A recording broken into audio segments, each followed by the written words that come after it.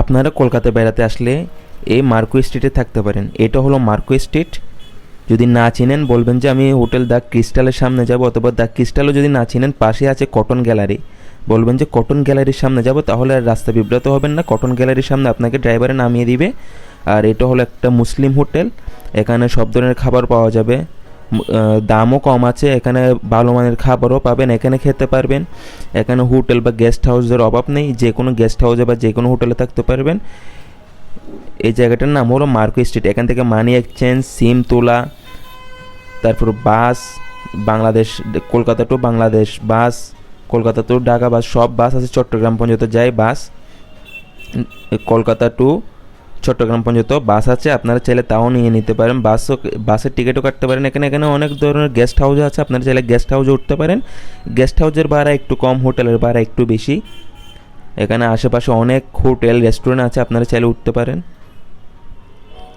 এইটা পাশে হলো মির্জা গালিব এস্টেট। এই রুটটা, যে রুটটা দিয়ে এখন আমি যাচ্ছি, এটা হলো মির্জা গালিব এস্টেট রুট, আর ওই পাশে হলো মার্কো এস্টেট রুট।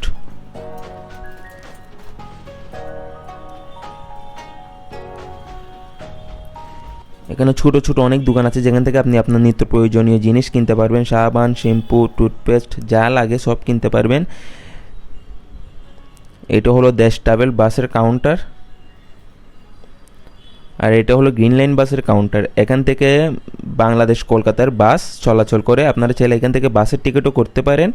যদি ফ্লাইটে আসেন অথবা বাসে আসেন, বাসে আসলে বাস আপনাকে এখানেই নামিয়ে দিবে।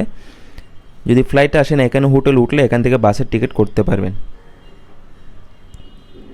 এটা এখন এই যে গুলি দিয়ে আমি ঢুকছি, এটার সামনে আছে আর গেস্ট হাউস। যদি বলেন যে আর গেস্ট হাউসে যাবো, আপনাকে গলিটা সবে দেখিয়ে দিবে যে আর গেস্ট হাউসের গলি কোথায়। আপনি চাইলে এই আর গেস্ট হাউসে উঠতে পারেন, অথবা এটা এই গলি দিয়ে ভিতরে এই বিল্ডিংয়ে আরও অনেক গেস্ট হাউস আছে, এখানে উঠতে পারেন চাইলে।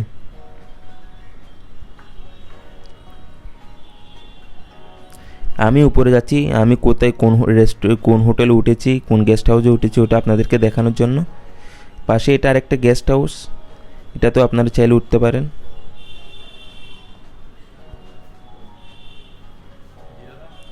আমি প্রথমে ভিডিও করে চলে যাচ্ছিলাম, তখন দাদা আমাকে ডাক দিল যে দাদা আমার হোটেলটাও ভালো করে ভিডিও করে দেন। তো তাই একটু দাদার হোটেলটাও ভালো করে ভিডিও করে দিচ্ছি।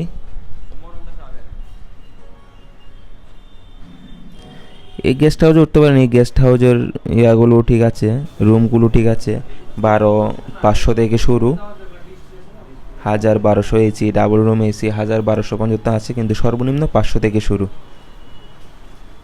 আপনাদের এখানে সর্বনিম্ন কত থেকে কত পর্যন্ত হোটেল ভাড়া পাওয়া যায় যদি বলে দেন? আমাদের এখানে এসি রুম আছে, নন এসি রুম আছে। নন এসি রুম সর্বনিম্ন শুরু আছে 500 টাকা থেকে স্টার্টিং, সিঙ্গেল রুম।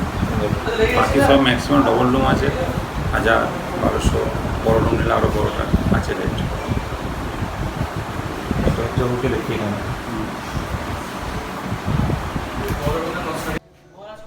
আবার এখানেও চাইলে উঠতে পারেন। এখানে আরও একটা গেস্ট হাউস।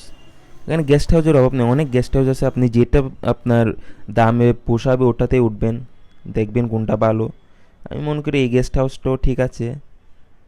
500 টাকার মধ্যে সিঙ্গেল রুম, 500 টাকায় নন এসি, আর এসি রুম 1,000 টাকা থেকে শুরু।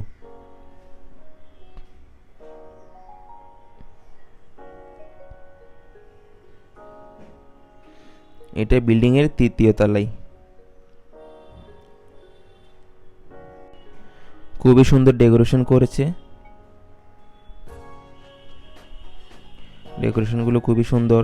এসি রুম, এটা 1,000 টাকার রুম, 1,000 টাকা ডাবল রুম। সিঙ্গেল রুমও আছে 500 টাকা, কিন্তু এখন গেস্ট থাকার কারণে রুমগুলো ভিডিও করতে পারলাম না।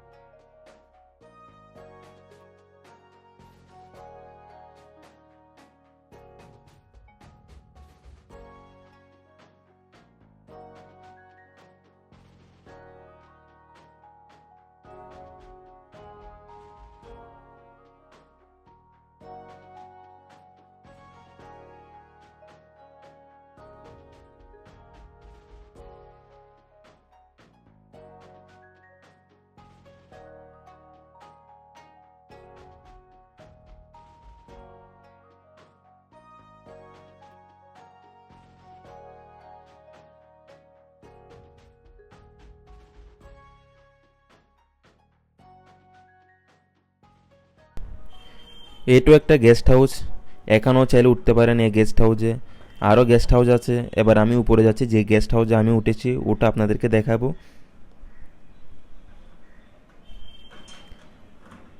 এটা বুরহানি গেস্ট হাউস।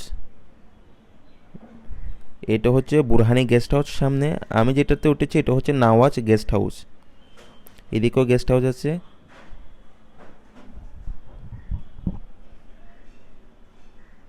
এই রুমটাতে আমি উঠেছি।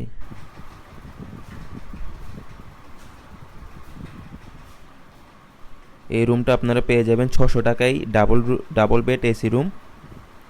আর সিঙ্গেল রুমগুলো টয়লেট বাইরে। এটা হলো আমার রুমটা, যেটা আমি নন এসি নিয়েছি 400 টাকায়, কিন্তু রিকোয়েস্ট করাতে আমাকে 2 দিনের জন্য এসি দিয়েছিল, তারপর আবার এসি বন্ধ করে দিয়েছে।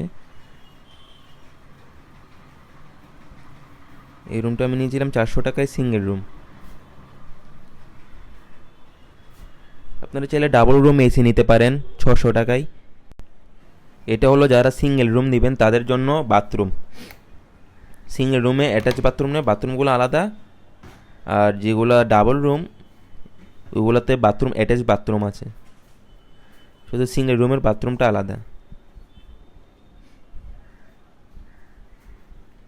বাথরুমের কন্ডিশনটা অতটা ভালো না,